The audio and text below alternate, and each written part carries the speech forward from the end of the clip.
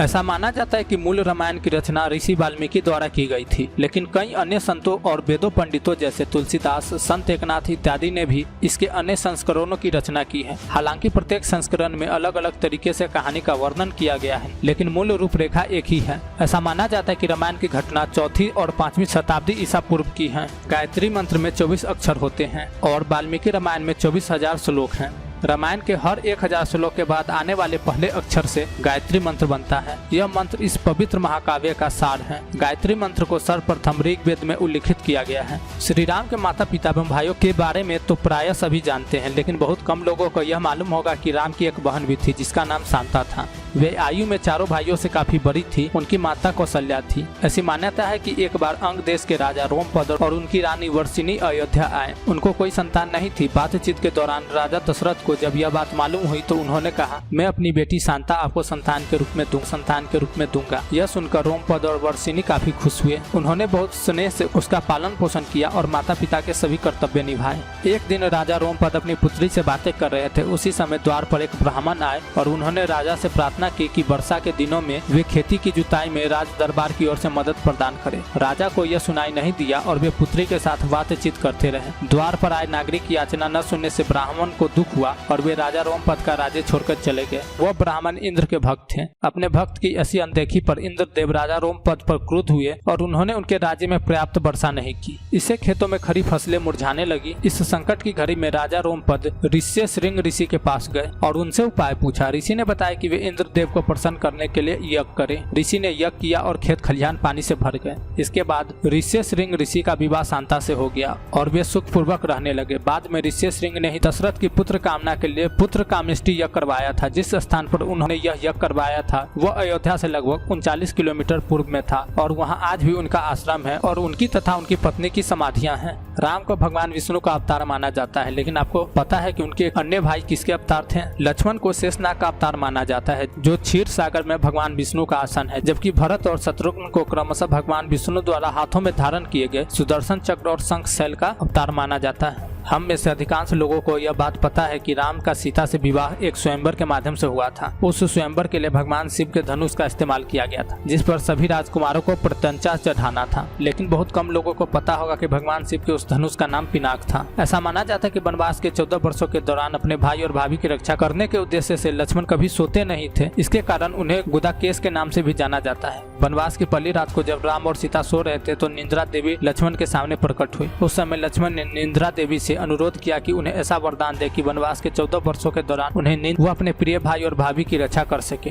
निंद्रा देवी इस बात पर प्रसन्न होकर बोली कि अगर कोई तुम्हारे बदले 14 वर्षों तक सोए तो तुम्हें यह वरदान प्राप्त हो सकता है। इसके बाद लक्ष्मण की सलाह पर निंद्रा देवी लक्ष्मण की पत्नी और सीता की बहन उर्मिला के पास पहुंची। उर्मिला ने लक्ष्मण के बदले सोना स्वीकार कर लिया और पूरे 14 वर्षों तक सोती रही। रामायण महाकाव्य की कहानी के बारे में हम सभी जानते हैं कि रामायण और सीता लक्ष्मण के साथ 14 वर्षों के लिए वनवास गए थे और राक्षसों के राजा रावण को हराकर वापस अपने राज्य लौटे थे। हम में से अधिकांश लोगों को पता है कि राम, लक्ष्मण और सीता ने कई साल वनवास में बिताए, लेकिन कुछ ही लोगों को उस वन के नाम की जानकारी होगी। उस वन का नाम दंडकारण्य था, जिसमें राम, सीता और लक्ष्मण ने अपना वनवास बिताया था। वह वन लगभग 35,600 वर्ग मील में फैला हुआ था, जिसमें वर्तमान छत्तीसगढ़, उड़ीसा, महाराष्ट्र और आंध्र प्रदेश के कुछ हिस्से शामिल थे। उस समय वह वन सबसे भयंकर राक्षसों का घर माना जाता था, इसलिए इसका नाम दंडकारण्य था, जहाँ दंड का अर्थ सजा देना और अरण्य का अर्थ है वन। पूरे रामायण की कहानी में सबसे पेचीदा प्रकरण लक्ष्मण रेखा प्रकरण है, जिसमें लक्ष्मण वन में अपनी झोपड़ी के चारों ओर एक रेखा खींचते हैं। जब सीता के अनुरोध पर राम हिरण को पकड़ने और मारने की कोशिश करते हैं तो वह हिरण राक्षस मारीच का रूप ले लेता है। मरने के समय में मारीच राम की आवाज में लक्ष्मण और सीता के लिए रोता है। यह सुनकर सीता लक्ष्मण से आग्रह करती है कि वो अपने भाई की मदद के लिए जाए, क्योंकि ऐसा प्रतीत होता है कि उनके भाई किसी मुसीबत में फंस गए हैं। पहले तो लक्ष्मण सीता के अकेले जंगल में छोड़कर जाने को राजी नहीं हुए, लेकिन बार बार सीता द्वारा अनुरोध करने पर वो तैयार हो गए। इसके बाद लक्ष्मण ने झोपड़ी के चारों ओर एक रेखा खींची और सीता से अनुरोध किया कि वह रेखा के अंदर ही रहे। यदि कोई बाहरी व्यक्ति इस रेखा को पार करने की कोशिश करेगा तो वह जलकर भस्म हो जाएगा। इस प्रकरण के संबंध में अज्ञात तथ्य यह है कि इस कहानी का वर्णन ना तो वाल्मीकि रामायण में है और न ही रामचरितमानस में है, लेकिन रामचरितमानस के लंका कांड में इस बात का उल्लेख रावण की पत्नी मंदोदरी द्वारा किया गया है। रावण सभी राक्षसों का राजा था। बचपन में वो सभी लोगों से डरता था क्योंकि उसके 10 सिर थे। भगवान शिव के प्रति उसकी दृढ़ आस्था थी। इस बात की पुख्ता जानकारी है कि रावण एक बहुत बड़ा विद्वान था और उसने वेदों का अध्ययन किया था। लेकिन क्या आपको पता है कि रावण के ध्वज के प्रतीक के रूप में बिना होने का कारण कारण क्या था? चूंकि रावण एक उत्कृष्ट वीणा वादक था, जिसके कारण उसके ध्वज में प्रतीक के रूप में वीणा अंकित था। हालांकि रावण इस कला को ज्यादा तवज्जो नहीं देता था, लेकिन उसे वीणा बजाना बहुत पसंद था। रामायण में एक दिलचस्प कहानी हमेशा सोने वाले कुंभकर्ण की है। कुंभकर्ण रावण का छोटा भाई था, जिसका शरीर बहुत ही विशालकाय, इसके अलावा वह पेटू यानी अधिक खाने वाला व्यक्ति भी था। रामायण में वर्णित है कि कुंभकर्ण लगातार 6 महीनों तक सोता रहता था और फिर सिर्फ एक दिन खाने के लिए उठता और पुनः 6 महीनों तक सोता रहता। लेकिन क्या आपको पता है कि कुंभकर्ण को सोने की आदत कैसे लगी थी? एक बार एक यज्ञ की समाप्ति पर प्रजापति ब्रह्मा कुंभकर्ण के सामने प्रकट हुए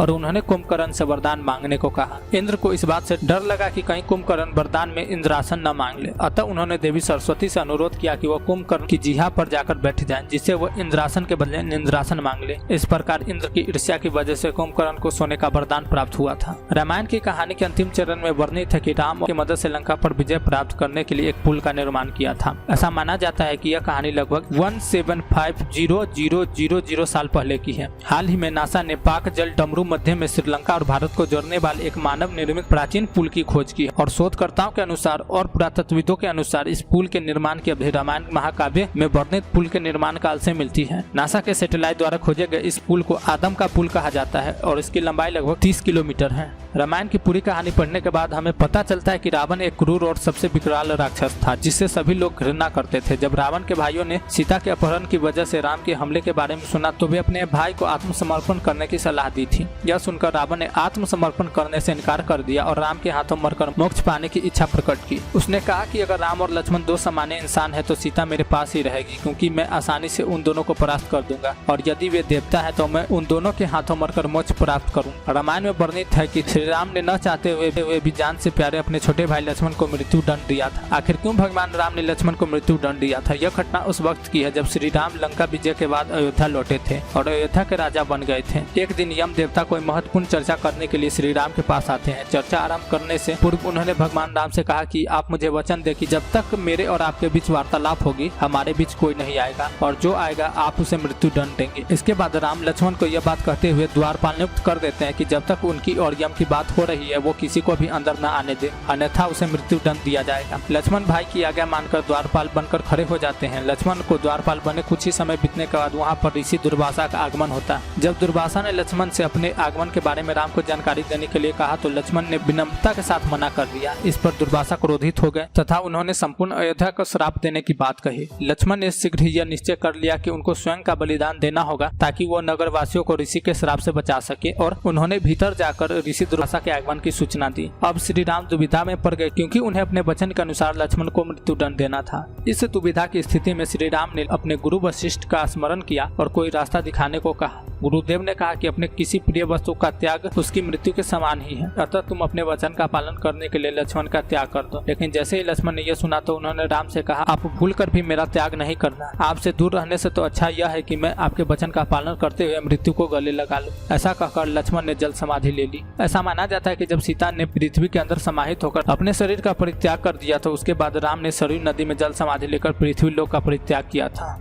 आज का ये वीडियो आपको कैसा लगा चैट सेक्शन में बताएं। वीडियो पसंद आया तो वीडियो को लाइक करें, चैनल को सब्सक्राइब करें तथा इस वीडियो को अधिक से अधिक शेयर करें। मिलते हैं अगले वीडियो में।